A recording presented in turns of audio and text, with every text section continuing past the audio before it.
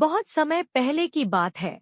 एक छोटे से गांव में एक किसान अपने परिवार के साथ रहता था। उसका नाम हरिदास था और वह एक ईमानदार और मेहनती व्यक्ति था।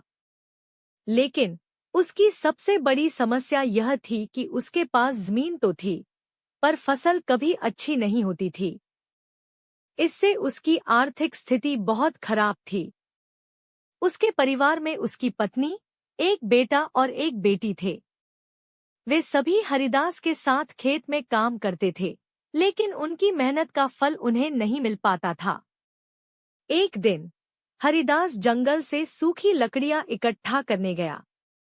चलते चलते वह जंगल के बहुत भीतर चला गया और रास्ता भूल गया। वह थककर एक पेड़ के नीचे बैठ गया और सोचने लगा कि आखिर उसकी किस्मत इतनी खराब क्यों है। तभी अचानक उसकी नजर एक सुनहरी रोशनी पर पड़ी जो पेड़ों के पीछे से आ रही थी। हरिदास को यह देखकर बहुत आश्चर्य हुआ और वह धीरे धीरे उस रोशनी की ओर बढ़ा। जैसे ही वह वहां पहुंचा, उसने देखा कि एक अद्भुत दृश्य उसके सामने था। वहां एक छोटा सा तालाब था और उस तालाब के किनारे एक जादुई सूअर खड़ा था। वह सूअर सामान्य सूअरों से अलग था। उसकी चमकदार त्वचा थी, उसकी आंखों में एक रहस्यमयी चमक थी और वह बहुत बुद्धिमान प्रतीत हो रहा था। हरिदास को यह देखकर हैरानी हुई और वह सोचने लगा कि यह कैसा जीव है। सूअर ने अचानक से हरिदास की ओर देखा और कहा, तुम कौन हो और यहाँ क्या कर रहे हो? हरिदास ने डरते हुए कहा, मैं एक साधारण किसान हूँ। लकड़ियाँ इकट्ठा करने आया था, लेकिन रास्ता भटक गया। मैं कभी तुम्हारे जैसे जीव को नहीं देखा।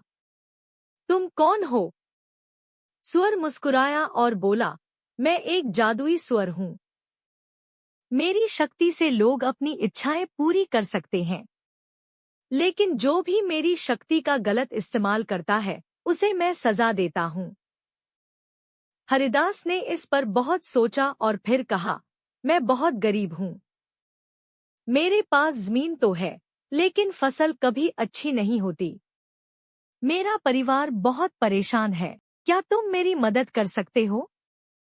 सूअर ने कुछ देर तक हरिदास की बात सुनी और फिर बोला, मैं तुम्हारी मदद कर सकता हूँ, लेकिन एक शर्त है। तुम्हें हर दिन मुझे एक कटोरी दूध और ताजे फूल चढ़ाने होंगे। अगर तुम यह काम ईमानदारी से करते हो, तो तुम्हारी जमीन पर कभी भी खराब फसल नहीं होगी। हरिदास ने झट से हामी भर दी। उसने सोचा कि यह तो बहुत आसान काम है। फिर सूअर ने अपनी जादुई शक्ति से हरिदास को घर पहुंचाने का इंतजाम कर दिया। घर पहुंचते ही हरिदास ने सूअर की बात अपनी पत्नी को बताई और अगले ही दिन से उसने सूअर को दूध और फूल चढ़ाने शुरू कर दिए। कुछ ही समय में हरिदास की किस्मत बदलने लगी। उसकी फसलें हरी भरी होने लगी और वह धीरे धीरे अमीर होता गया। गांव के लोग भी यह देखकर हैरान थे कि हरिदास की जमीन पर अचानक इतनी अच्छी फसलें कैसे होने लगी। लेकिन हरिदास ने किसी को इस जादुई सूअर के बारे में नहीं बताया, क्योंकि वह डरता था कि कोई उसकी किस्मत छीन न ले। कुछ साल बीत गए। हरिदास अब बहुत अमीर हो गया था, लेकिन अब वह आलसी और घमंडी हो चुका था। उसने सोचा कि अब उसे जादुई सूअर को दूध और फूल चढ़ाने की जरूरत नहीं है। वह यह सब करना भूल गया और सूअर को नजरअंदाज करने लगा। एक दिन जब हरिदास अपने खेत में काम कर रहा था, अचानक आसमान में काले बादल छा गए और जोरदार तूफान आया। हरिदास दौड़ते हुए अपने घर पहुंचा, लेकिन वहां उसने देखा कि उसकी सारी फसलें बर्बाद हो गई थी।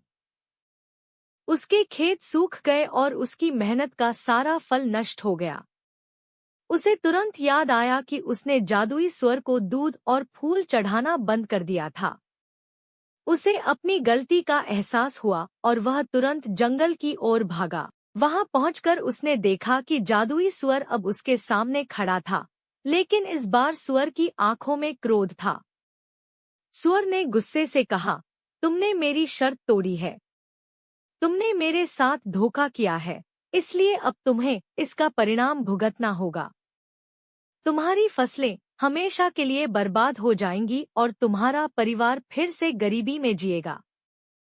हरिदास ने हाथ जोड़कर माफी मांगी और कहा, मैंने लालच में आकर बहुत बड़ी गलती की है।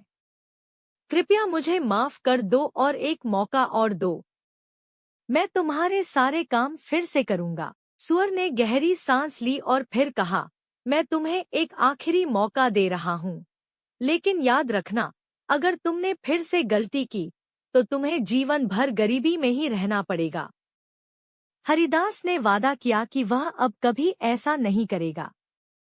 उसने फिर से सुअर को दूध और फूल चढ़ाने शुरू किए। धीरे धीरे उसकी फसलें फिर से हरी भरी होने लगी, लेकिन इस बार हरिदास ने कभी घमंड नहीं किया। वह हमेशा विनम्र और ईमानदार बना रहा और उसने गांव के लोगों की भी मदद करनी शुरू की। उस दिन के बाद से हरिदास ने समझ लिया कि मेहनत, ईमानदारी और वादे को निभाना जीवन में सबसे महत्वपूर्ण है। जादुई सुअर ने भी हरिदास की ईमानदारी देखकर उसे हमेशा के लिए आशीर्वाद दे दिया। अब हरिदास के खेतों में कभी खराब फसल नहीं होती थी और वह और उसका परिवार खुशी खुशी जीवन बिताने लगे। इस प्रकार जादुई सुअर की वजह से हरिदास ने न केवल अपनी गरीबी से छुटकारा पाया, बल्कि जीवन के असली मूल्य भी सीखे।